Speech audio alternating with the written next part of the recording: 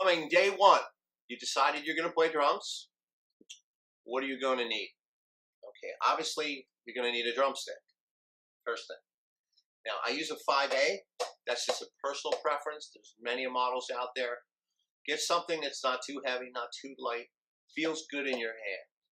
The other thing is a lot of the cheaper models of sticks are inconsistent.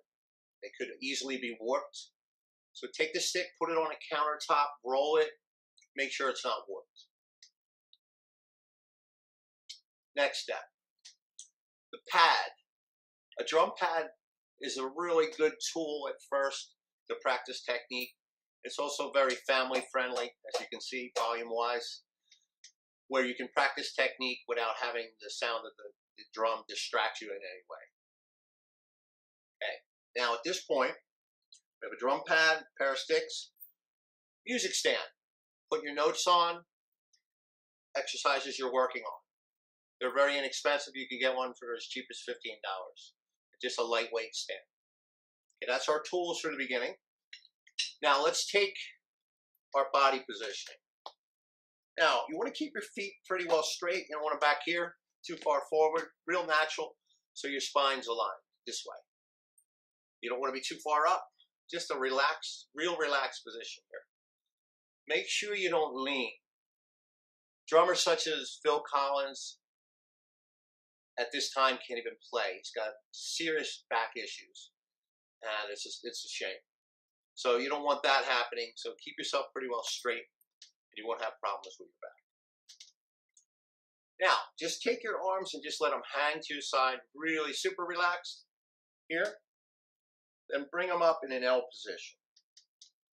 Now, you don't want to be too far back this way or too far forward. So set up the pad so that the stick actually will hit directly in the center, the tip.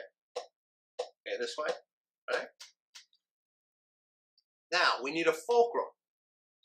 Now, the fulcrum is where we're going to seat the stick in your hand. Now, we're going to use the index finger, the crease in the index finger. We're going to make a little hook out of it. Then we're going to take the thumb and press the stick into the index finger. Like this. Okay. Also keep your finger even with the tip of your thumb, like this. Now wrap the other fingers around the back. Very important to keep those fingers on there too. A lot of younger students, they let the stick move around here. We got to stabilize it. Keep it so it's in alignment, coming down straight. So keep those fingers on there. That will help secure it more. Okay, now take your hand and make sure it doesn't go like this. It's so that you can see the top part of your hand. Now, as you watch, I use many grips. Sometimes I'm in this position. I change according to feel, and if I'm fatiguing, if I'm playing at a very fast speed, I'll change muscle groups and things like that. That's for later on. Get this grip first. This is called German timpani, and it's the most used. Okay, now you want to see the top part of your hand. Also, your stick is going to be a little further away from the crease in your hand here. If you look at that, a little more towards the outside, just like that. When you look down, it's at a 90-degree angle, kind of a triangle this way. Now, the distance you are forward or back on the stick is another factor. So to find that, if we're too far back, we have too much weight forward. If we're too far forward, we have too much counterbalance in the back. So you're going to be right about here. You can see that, how easy it is to bounce the stick, just taking the thumb off and leaving it on the crease in the index finger. See how it bounces on its own? Okay. Now, let's just take single strokes. We're going to take your strong hand, if you're right-handed, and use your wrist. You don't want to use your arm this way. Just your wrist. Form a straight line. You want to hit around the same spot each time. Take your weaker hand. Same thing.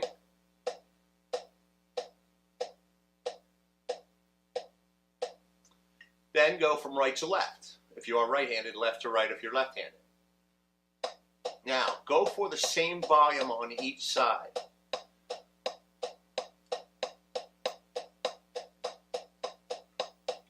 Not too fast, because you're just developing muscle memory at this point.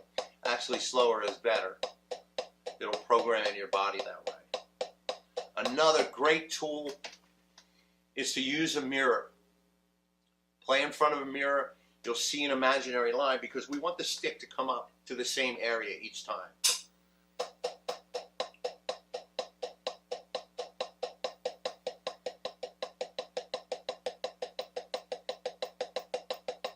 Check your shoulders, especially in this area. Make sure your elbows aren't coming out this way. When people play faster, they tend to tense up. It's actually exactly the opposite. You should be loosening up your body, staying relaxed as you play faster.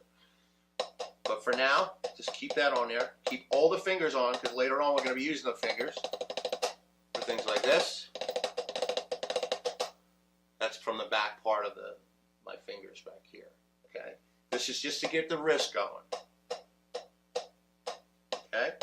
Practice one hand at a time at first, then from right to left, from left to right. Form that straight line. Do it in front of a mirror. Do it every day. I'd say about 10 minutes a day for a younger student, 20 for an older student.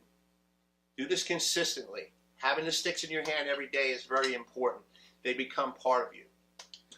Okay, until next time, thank you so much for hanging with me, and I'll see you again.